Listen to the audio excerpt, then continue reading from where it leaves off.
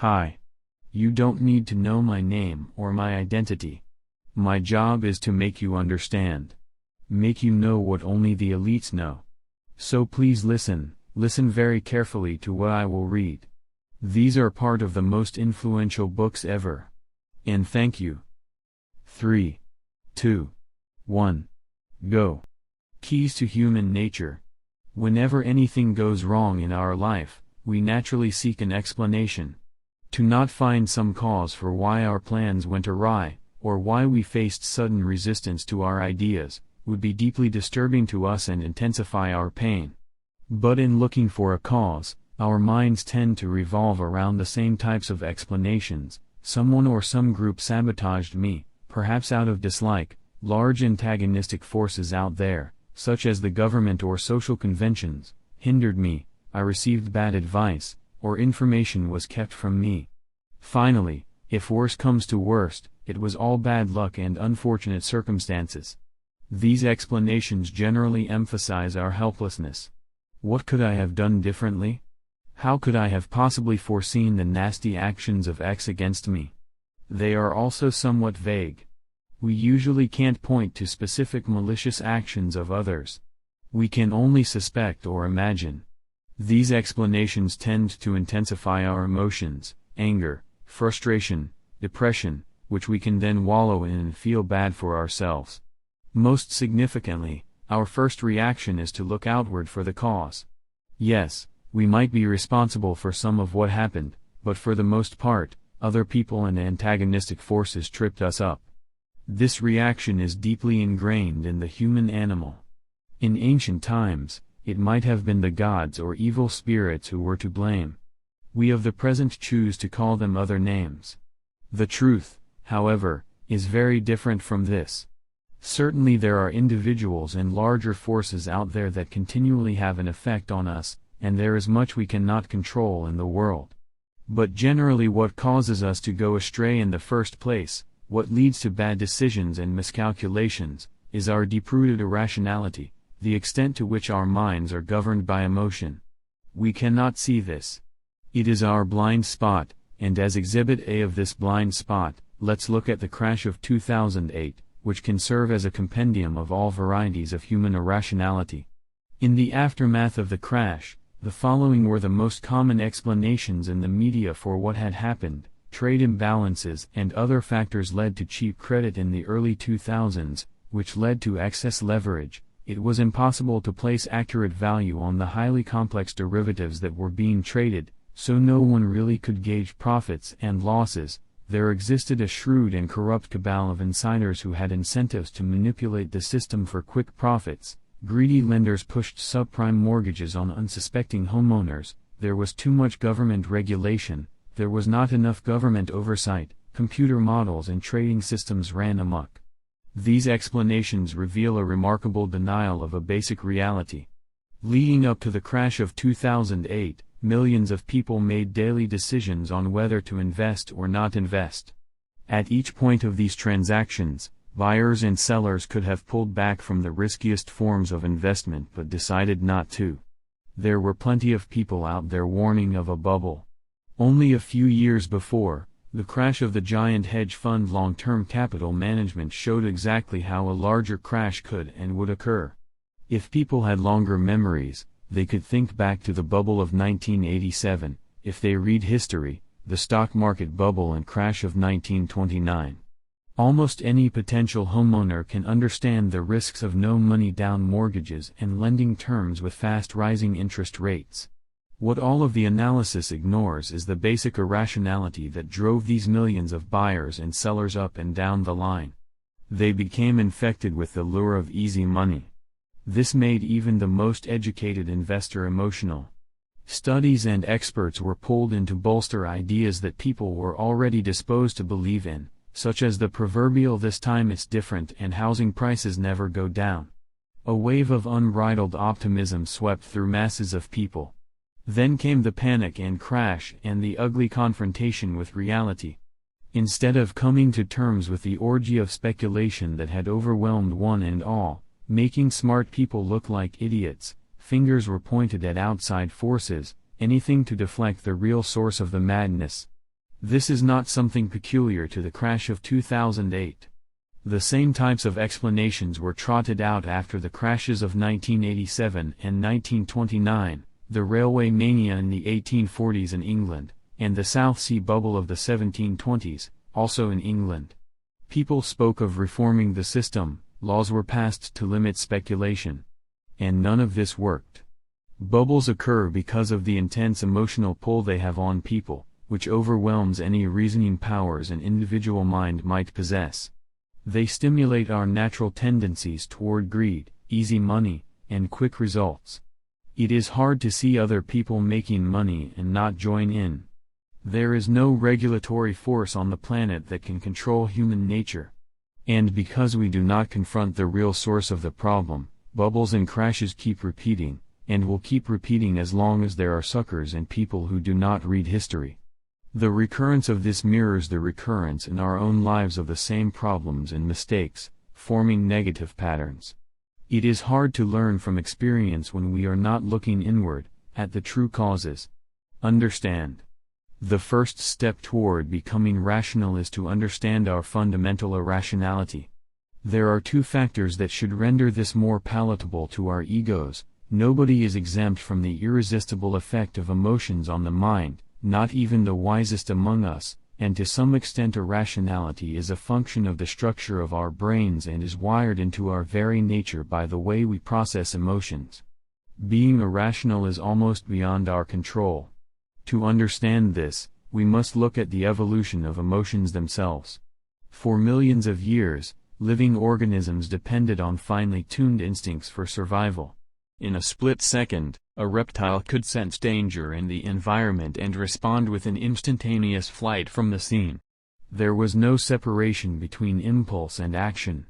Then, slowly, for some animals the sensation evolved into something larger and longer, a feeling of fear. In the beginning this fear merely consisted of a high level of arousal with the release of certain chemicals, alerting the animal to a possible danger. With this arousal and the attention that came with it, the animal could respond in several ways instead of just one. It could become more sensitive to the environment and learn. It stood a better chance of survival because its options were widened. This sensation of fear would last only a few seconds or even less, for speed was of the essence. For social animals, these arousals and feelings took on a deeper and more important role. They became a critical form of communication. Vicious sounds or hair standing on end could display anger, warding off an enemy or signaling a danger. Certain postures or smells revealed sexual desire and readiness. Postures and gestures signaled the desire to play. Certain calls from the young revealed deep anxiety and the need for the mother to return. With primates, this became ever more elaborate and complex. It has been shown that chimpanzees can feel envy and the desire for vengeance, among other emotions. This evolution took place over the course of hundreds of millions of years. Much more recently, cognitive powers developed in animals and humans, culminating in the invention of language and abstract thinking. As many neuroscientists have affirmed, this evolution has led to the higher mammalian brain being composed of three parts. The oldest is the reptilian part of the brain, which controls all automatic responses that regulate the body. This is the instinctive part. Above that is the old mammalian or limbic brain, governing feeling and emotion. And on top of that has evolved the neocortex, the part that controls cognition and, for humans, language. Emotions originate as physical arousal designed to capture our attention and cause us to take notice of something around us. They begin as chemical reactions and sensations that we must then translate into words to try to understand. But because they are processed in a different part of the brain from language and thinking, this translation is often slippery and inaccurate. For instance, we feel anger at person X, whereas in fact the true source of this may be envy. Below the level of conscious awareness we feel inferior in relation to X and want something he or she has. But envy is not a feeling that we are ever comfortable with, and so often we translate it as something more palatable: anger, dislike, resentment. Or let us say one day we are feeling a mood of frustration and impatience, person Y crosses our path at the wrong moment and we lash out, unaware that this anger is prompted by a different mood and out of proportion to wise actions. Or let us say that we are truly angry at person Z, but the anger is sitting inside of us, caused by someone in our past who hurt us deeply, perhaps a parent. We direct the anger at Z because they remind us of this other person. In other words, we do not have conscious access to the origins of our emotions and the moods they generate. Once we feel them, all we can do is try to interpret the emotion, translate it into language. But more often than not we get this wrong. We latch onto interpretations that are simple and that suit us. Or we remain baffled. We don't know why we feel depressed, for example. This unconscious aspect of emotions also means that it is very hard for us to learn from them, to stop or prevent compulsive behavior. Children who felt abandoned by their parents will tend to create patterns of abandonment in later life, without seeing the reason. The communicating function of emotions, a critical factor for social animals, also becomes somewhat tricky for us. We communicate anger when it is something else we are feeling, or about someone else, but the other person cannot see this and so they react as if personally attacked, which can create cascading misinterpretations. Emotions evolved for a different reason than cognition. These two forms of relating to the world are not connected seamlessly in our brains. For animals, unburdened by the need to translate physical sensations into abstract language, emotions function smoothly, as they were meant to. For us, the split between our emotions and our cognition is a source of constant internal friction, comprising a second emotional self within us that operates beyond our will. Animals feel fear for a brief time, then it is gone. We dwell on our fears, intensifying them and making them last well past the moment of danger, even to the point of feeling constant anxiety. Many might be tempted to imagine that we have somehow tamed this emotional self through all of our intellectual and technological progress. After all, we don't appear as violent or passionate or superstitious as our ancestors, but this is an illusion. Progress and technology have not rewired us, they have merely altered the forms of our emotions and the type of irrationality that comes with them. For instance, new forms of media have enhanced the age-old ability of politicians and others to play on our emotions, in ever subtler and more sophisticated ways. Advertisers bombard us with highly effective subliminal messages. Our continual connection to social media makes us prone to new forms of viral emotional effects. These are not media designed for calm reflection. With their constant presence, we have less and less mental space to step back and think. We are as besieged with emotions and needless drama as the Athenians in the assembly, because human nature has not changed. Clearly the words rational and irrational can be quite loaded. People are always labeling those who disagree with them irrational. What we need is a simple definition that can be applied as a way of judging, as accurately as possible, the difference between the two. The following shall serve as our barometer. We constantly feel emotions, and they continually infect our thinking, making us veer toward thoughts that please us and soothe our egos. It is impossible to not have our inclinations and feelings somehow involved in what we think. Rational people are aware of this and through introspection and effort are able, to some extent, to subtract emotions from their thinking and counteract their effect. Irrational people have no such awareness. They rush into action without carefully considering the ramifications and consequences. We can see the difference in the decisions and actions that people take and the results that ensue. Rational people demonstrate over time that they are able to finish a project, to realize their goals, to work effectively with a team, and to create something that lasts. Irrational people reveal in their lives negative patterns, mistakes that keep repeating, unnecessary conflicts that follow them wherever they go, dreams and projects that are never realized, anger and desires for change that are never translated into concrete action. They are emotional and reactive and unaware of this. Everyone is capable of irrational decisions, some of which are caused by circumstances beyond our control.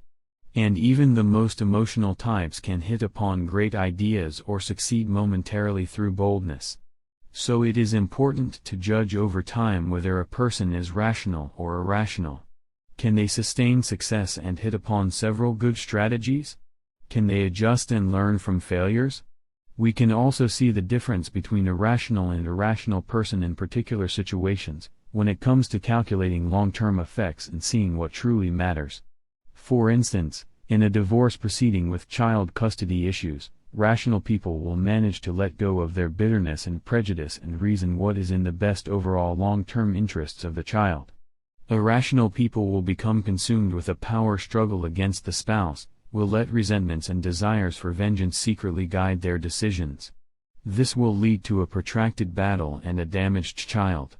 When it comes to hiring an assistant or partner, rational people will use competence as their barometer. Can this person do the job?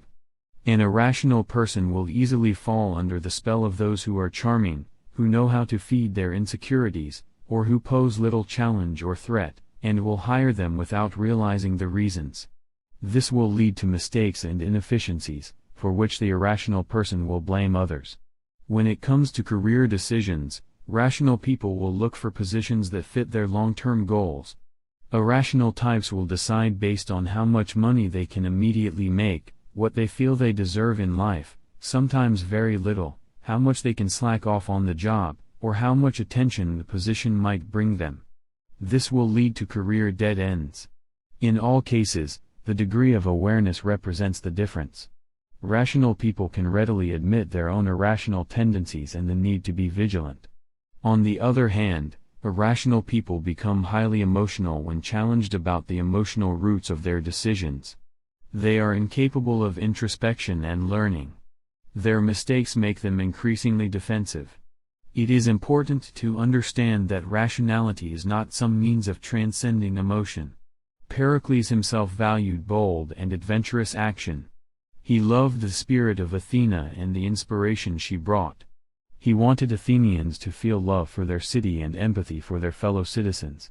What he envisioned was a state of balance, a clear understanding of why we feel the way we do, conscious of our impulses so that we can think without being secretly compelled by our emotions. Pericles wanted the energy that comes from impulses and emotions to serve our thinking self. That was his vision of rationality, and our ideal. Fortunately, to acquire rationality is not complicated. It simply requires knowing and working through a three-step process. First, we must become aware of what we shall call low-grade irrationality. This is a function of the continual moods and feelings that we experience in life, below the level of consciousness. When we plan or make decisions, we are not aware of how deeply these moods and feelings skew the thinking process.